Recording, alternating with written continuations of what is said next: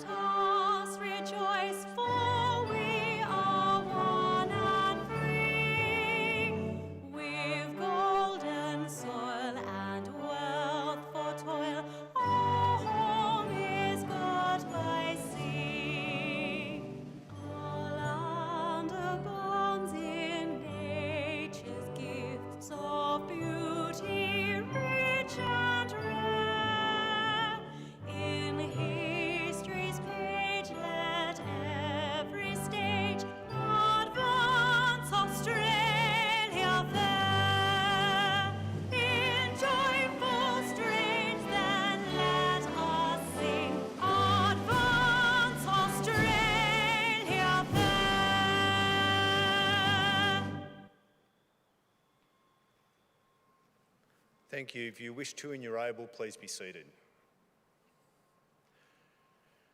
The Australian War Memorial was the vision of Charles Bean, Australia's First World War official historian.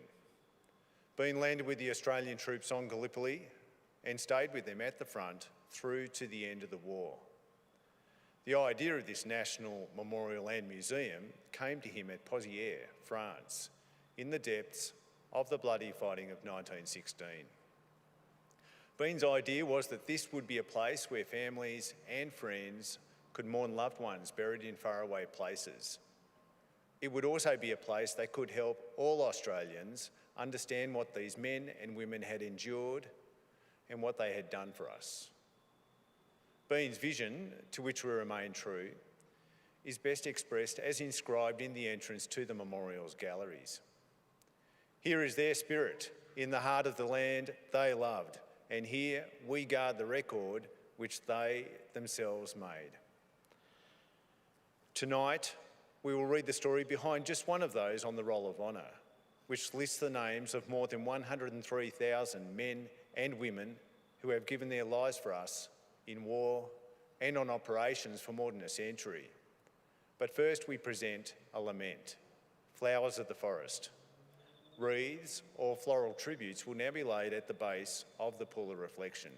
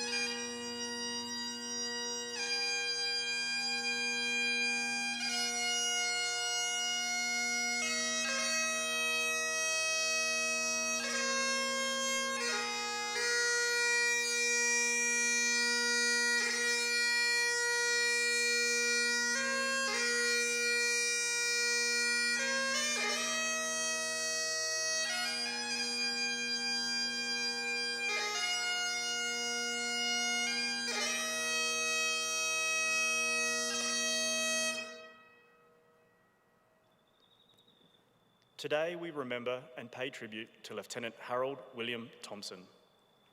Harold Thompson was born Harold William Best in November 1891, the eldest of 4 children born to Ada Marie Best in Melbourne.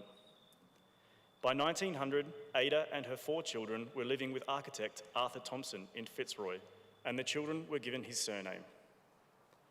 Harold attended George Street State School in Fitzroy before finding work as a photographer.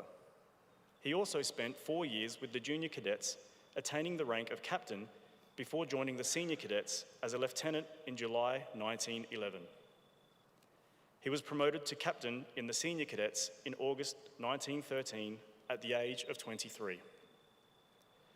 On the 17th of July 1913, Harold married Jessie Clifton.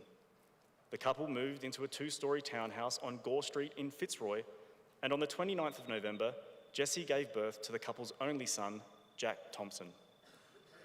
Harold enlisted in the Australian Imperial Force on the 26th of September 1914. He was allocated to Charlie Company of the 14th Battalion with the rank of sergeant and began training at Broadmeadows Camp on the outskirts of Melbourne. Sergeant Harold Thompson departed Melbourne on the troop ship Ulysses on the 22nd of December 1914, bound for Egypt. He spent the opening months of 1915 training in Egypt before joining the Mediterranean Expeditionary Force at Gallipoli on the 20th of May 1915.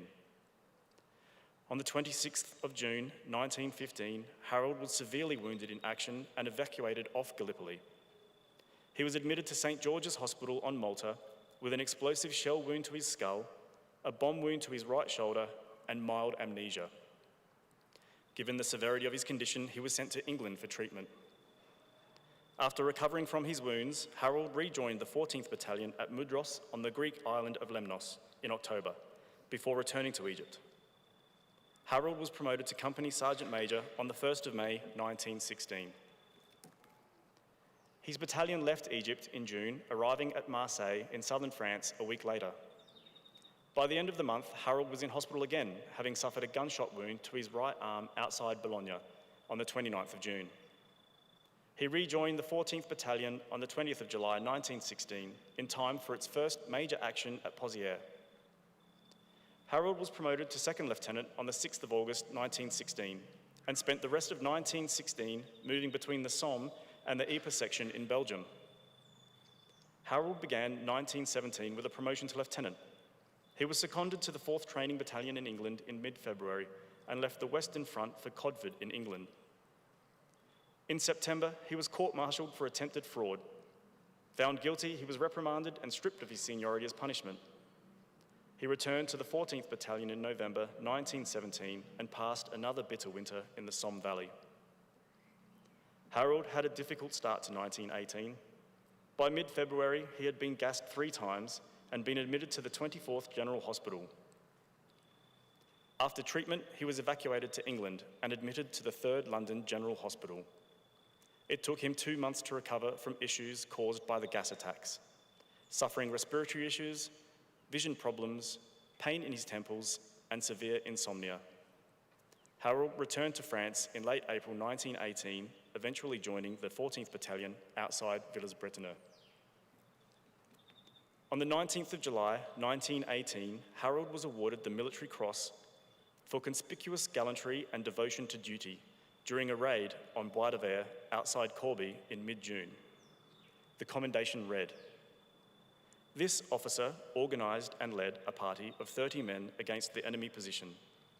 Before reaching his objective, he encountered heavy resistance from forward posts, but by his disregard for personal danger and energetic leadership, he succeeded in overcoming these posts, and in one instance rushed a post of 3 single-handed, killing 2 while the other was shot trying to escape. By his personal example and the confidence he inspired, he carried his party with fine dash to his objective, inflicting heavy casualties on the enemy, and returned with 3 prisoners and a machine gun. His tireless patrolling and skillful organisations in the preparatory stages rendered the success of the raid possible." By early August, the 14th Battalion was involved in the fighting outside Amiens. Before dawn on the 8th of August, a mass of assembled Allied forces, including Australians, launched an offensive to push through the German front lines. In just over 3 hours, the enemy's front line had been overrun. Success, however, came at a high cost, with over 20,000 Allied casualties. Lieutenant Harold Thompson sustained a gunshot wound to the head. Rushed to the 61st Casualty Clearing Station, he succumbed to his wounds at 5 a.m. on the 9th of August 1918. He was 28 years old. His remains were buried at Vignacourt British Cemetery. An Imperial War Graves headstone was later erected over his grave, bearing the personal inscription selected by his wife, "Dearly loved husband of Jessie Thompson and father of Jack." His name is listed on the Roll of Honour on my right, among almost 62,000 Australians who died while serving in the First World War. A photograph of his headstone is displayed today by the Pool of Reflection. This is but one of the many stories of service and sacrifice told here at the Australian War Memorial. We now remember Lieutenant Harold William Thompson, who gave his life for us, for our freedoms, and in the hope of a better world.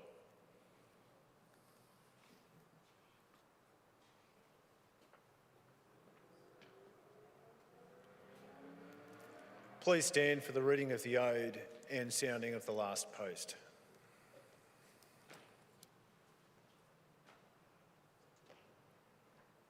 They shall grow not old as we that are left grow old. Age shall not weary them, nor the years condemn. At the going down of the sun and in the morning, we will remember them. We will remember them.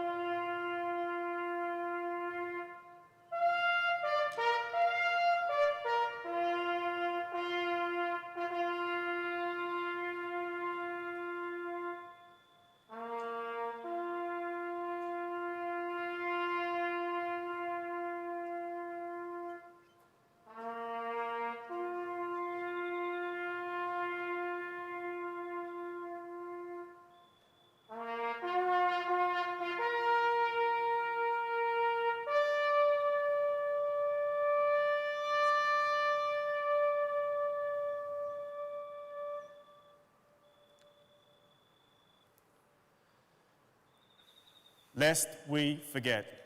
Lest we forget.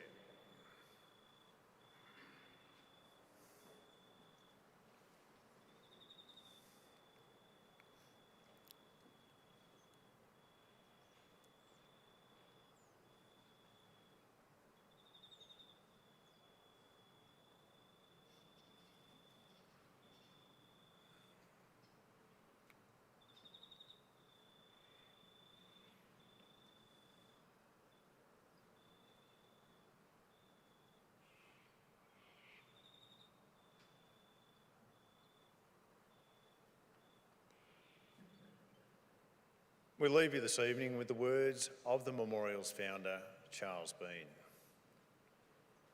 Many a man lying out there at Pozières or in the low scrub of Gallipoli, with his poor, tired senses barely working through the fever of his brain, has thought in his last moments, well, it's over, but in Australia they will be proud of this. Ladies and gentlemen, girls and boys, that concludes the last post ceremony. On behalf of the Director, staff and volunteers, thank you for visiting the Australian War Memorial today and for your continued support during the memorial's development project. Wish you all a very pleasant evening.